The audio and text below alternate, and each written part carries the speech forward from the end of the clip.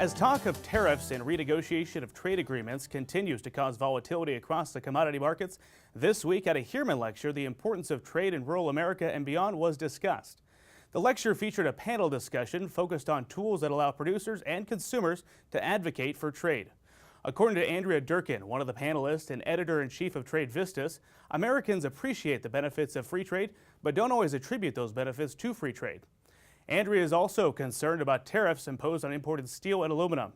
She fears these tariffs can cause other countries to impose their own retaliatory tariffs. We spoke with Andrea ahead of the panel discussion on Tuesday. So one of the greatest opportunities for U.S. farmers is to export their products. And particularly when it comes to perishable goods, perishable foods, you're talking about high quality meats, you're talking about fruits and vegetables. As developing countries grow and people acquire more income, there is this evolution that takes place in nutritional requirements, but also having the wherewithal to buy higher quality produce and meats. And the demand is there, and it's particularly growing fast in developing countries, in India, in China, but also in Africa.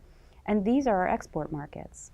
And so it's incredibly important that we make sure that they have a robust regulatory system so that we don't have problems exporting and meeting those requirements, or that the requirements aren't inconsistent with an international approach to standards.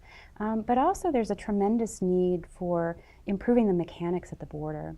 You know, if perishable foods sit at the border for too long, or they're sitting in a warehouse where the conditions aren't right, that's money that our exporters are losing every day. And of course, from a food security perspective, it's not good for the citizens of that country that are trying to import the food. So there's a lot of opportunity, but we have to invest to make sure that governments improve their processes at the border. Improving the mechanics at the border impacts the process of exports, along with adding tariffs to specific items. We asked Andrea to give her perspective on how the steel and aluminum tariffs will impact agricultural exports.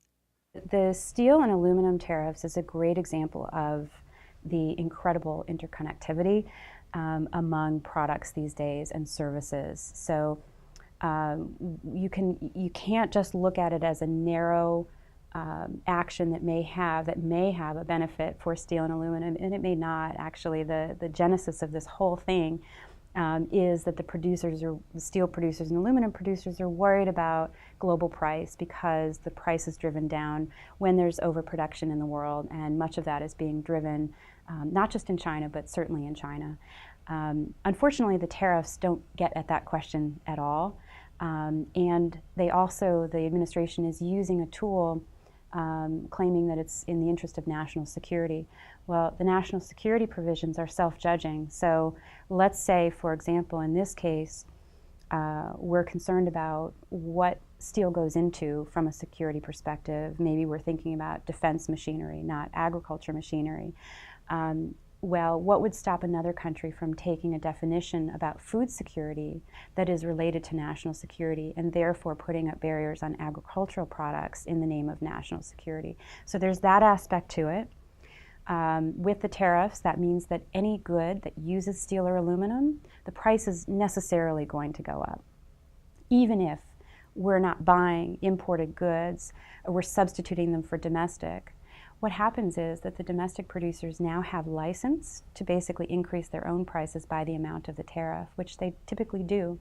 So anybody who is using a product like a tractor that is incorporating steel or aluminum is probably going to face an increase in prices. So there's another aspect to this, which is that other countries, steel-producing countries like Europe, there's the history of this is that when we've applied tariffs on steel and aluminum in a case like this, they will take retaliatory action. It may come in the form of safeguards on their own products. Maybe they raise tariffs on steel coming into their countries, but equally they can apply tariffs to totally unrelated products. And agriculture is almost always on that list of goods that they retaliate against. Why? Because it hurts our producers. And if you want us to take a change to our policy to eliminate those tariffs on steel and aluminum, you're going to find where there's maximum hurt to the U.S. economy, and that unfortunately would include agriculture producers. So, what should producers do to prepare themselves for these modifications in global exports? Number one, they get educated about it because it will have a ripple effect in the economy. It will affect their business in some way.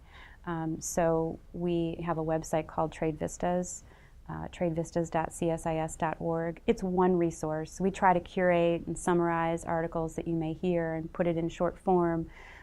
That's one thing, is to get educated about the potential impact to your business. And the second would be to become active in telling your representatives that you're concerned about the potential impact to your business.